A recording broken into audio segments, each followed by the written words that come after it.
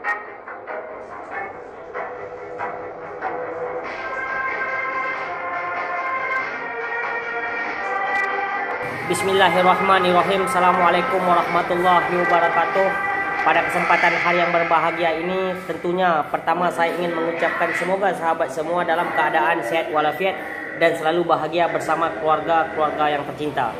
Sahabat setia dimanapun berada, pada kesempatan malam yang berbahagia ini saya ingin bercerita tentang pembahasan manajemen konflik yang saya pikir dalam momen sebuah kepemimpinan hari ini dibutuhkan bagaimana gaya kepemimpinan untuk mengatasi sebuah konflik, dan ini bagian fitrah daripada kepemimpinan dan dunia perpolitikan.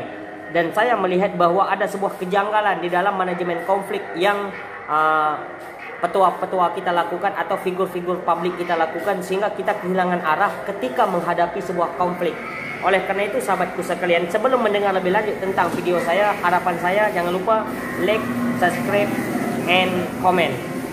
Sahabat setia dimanapun berada, berbicara tentang manajemen konflik tentu kita harus mengetahui apa itu konflik ya.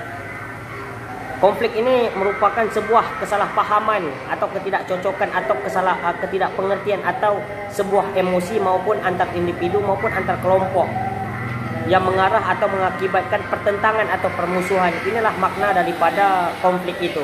Dan sebuah manajemen, kita paham betul bahwa manajemen ada atau disebut dengan leadership science ya. Sehingga kita diperlukan di dalam konsep kepemimpinan yang dimaksud dengan manajemen konflik itu. Sahabat setia dimanapun berada, kemudian kita bicara tentang sumber konflik. Sumber konflik ini ada 4 kategori. Yang pertama ada bersumber daripada lingkungan, kemudian ada daripada kepribadian, kemudian ada daripada komunikasi, yang kemudian ada daripada struktural. Kemudian bagaimana tentang pandangan tentang konflik?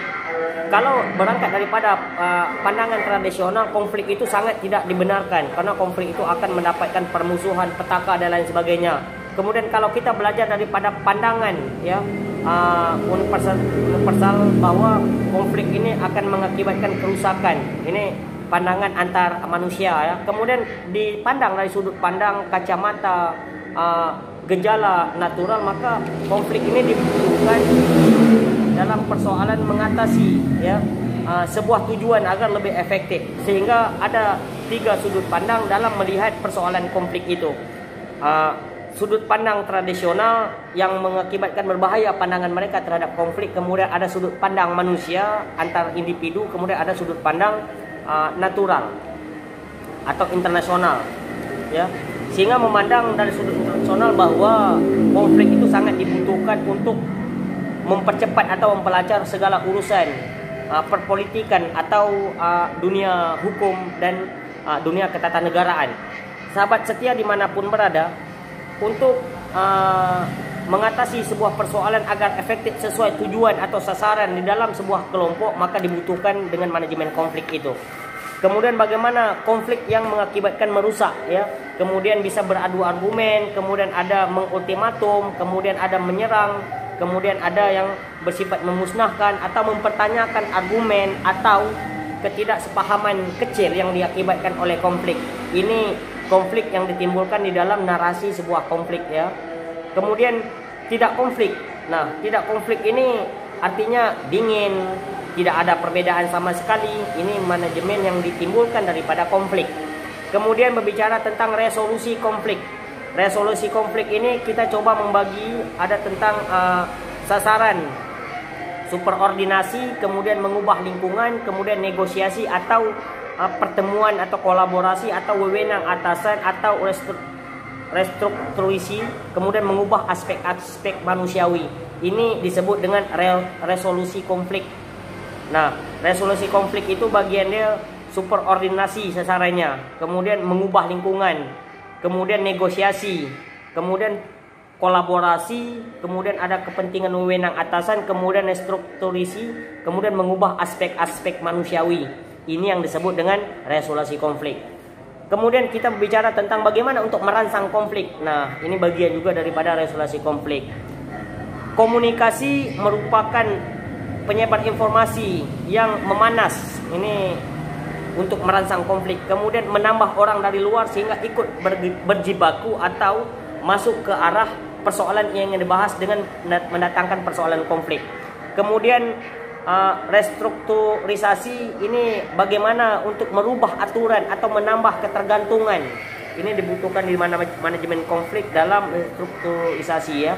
Kemudian ada penempatan atau disebut dengan default advocate ya, atau melemparkan kritik atau ide-ide yang bertentangan sehingga menimbulkan konflik. Ini dibutuhkan di dalam manajemen konflik.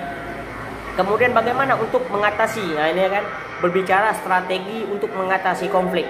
Sahabat setia dimanapun berada, secara substansi yang perlu kita bahaskan bagaimana strategi untuk mengatasi konflik di dalam dunia perpolitikan, dunia kepemerintahan, di dalam sebuah kepemimpinan ya. Yang tentunya pertama kita berbicara tentang avoiding. Avoiding ini berbicara tentang menghindari. Kapan kita harus melakukan avoiding atau menghindari? Di saat kepentingan kita ya lebih meninggi daripada kepentingan orang lain. Nah, ini dibutuhkan sebuah pemaksaan argumen yang harus kita kedepankan karena ada sebuah kepentingan ya. Kemudian kita yang kedua berbicara tentang accommodating atau accommodating ini berbicara soal mengalah. Bagaimana persoalan mengalah akan kita timbulkan di saat untuk strategi mengatasi konflik. Persoalan mengalah ini dibutuhkan ketika ya kepentingan diri kita lebih rendah daripada kepentingan orang lain. Di saat inilah bahwa manajemen accommodating atau untuk mengalah ini diperlukan. Ini yang kedua. Yang ketiga ini kita berbicara tentang competing. Competing ini sifatnya memaksa. Kapan competing ini diperlukan di dalam strategi manajemen konflik ini? Di saat ya kepentingan orang lain meningkat dan kepentingan kita juga meningkat. Kita sama-sama punya kepentingan. Di sinilah perlu competing atau pemaksaan itu. Nah, sahabat setia dimanapun berada, ini tiga. Yang keempat kita bicara tentang kompromi. Kompromi ini sama arti dengan kompromi. Kompromi ini sebuah kebersamaan yang diperlukan ketika kita melihat ada win-win solution di situ. Win-win solution atau setengah-setengah, setengah kepentingan mereka dan setengah kepentingan kita. Yang kelima ada namanya konsep strategi yang dibutuhkan di dunia manajemen konflik adalah kolaborasi. Bagaimana kolaborasi ini dibutuhkan di dalam persoalan untuk mengatasi strategi konflik. Yang pertama, ada sebuah kepentingan yang sama-sama tinggi, klimaks kepentingan yang sama-sama tinggi sehingga dibutuhkan bagaimana untuk berkolaborasi ya, menyelaraskan sebuah keadaan sehingga kita punya satu tujuan yang akhirnya sampailah sebuah tujuan yang efektif yang kita dambakan bersama. Inilah strategi dibutuhkan di dalam manajemen konflik yang saya pikir, yang kawan-kawan pikir, yang kita perlu pikir bahwa dibutuhkan di area kepemimpinan hari ini yang penuh dengan persoalan-persoalan demi persoalan yang akhirnya persoalan kecil diperbesar, kemudian persoalan besar akan menghancurkan masa jabatan kita, akan menghancurkan marwah kita, akan menghancurkan kelompok yang kita pimpin, akan menghancurkan komunitas yang kita pimpin. Ini akibat daripada minimnya keilmuan tentang manajemen konflik. Oleh karena itu kita berharap ini persoalan manajemen konflik menjadi ilmuwan baru bagi kita atau referensi-referensi untuk mempelancar segala urusan kita agar lebih efektif atas tujuan dalam berkompeten di dunia perpolitikan yang sehat ya. Demikian sahabatku sekalian, semoga apa yang saya sampaikan bisa dimengerti oleh sahabat sekalian. Kalau tidak mengerti dipaksakan mengerti, tapi inilah resiko ya untuk mengatasi sebuah persoalan atau fitrah yang dibutuhkan di dalam manajemen kehidupan. Yang dibutuhkan adalah manajemen konflik. Sejauh mana mereka mampu untuk mengatasi konflik, maka sejauh itulah kecerdasan dan kearifan setiap manusia itu perlukan. Billahi taufiq wal hidayah. Assalamualaikum warahmatullahi wabarakatuh. Salam hangat, salam santun dari saya secara pribadi.